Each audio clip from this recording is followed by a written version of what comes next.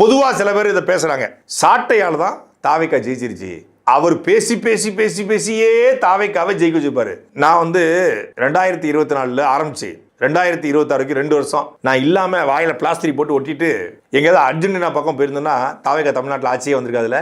நான் தான் பேசி பேசி தாவேக்காவை ஜெயிக்க வச்சுட்டேன்.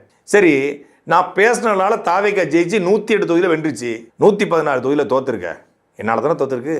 இப்ப 108 பெருசா 116 பெருசா? 116 தான் பெருசு. அப்ப ஜெயிச்சதை விட தோத்தது தான் அதிகம். அப்படி பார்த்தா 116 தொகுதியில சாட்டை துறைமுருகன் பேசி தாவேக்காவை தோக்கடிச்சான்னு சொல்லணும். எப்பறம் ஜெயிச்சு வைத்தான்னு சொல்றீங்க அப்படின்னு ஒரு தம்பி என்கிட்ட கேட்டான். இன்னும் சில பேர் கூட விமர்சனம் பண்ணியிருந்தாங்க. தேர்தலுக்கு முன்னாடி விமர்சனம் பண்ணது கூட சரிங்க, ஆனா தேர்தலுக்கு பிறகு தொடர்ச்சியா பேசுறாங்க, அது ஒரு அஜெண்டாவோட பேசுறாங்க. ஒரு வாரத்துல ஒரு தடவை பேசலாம், பட் டெய்லி பேச வேண்டிய தேவை என்ன இருக்கு? ஏன்னா அது ஒரு அளவு அதிகமாகிற மாதிரி இருக்கு அப்படின்னு சொல்லி சில பேர் பேசுறாங்க. இந்த அளவு எவ்வளவு இருக்கணும்?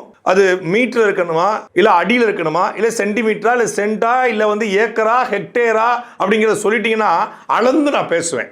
ஏன்னா இந்த பொதுவாக சொல்லுவாங்க மீட்டர்ல பேசுங்க அப்படி மாதிரி.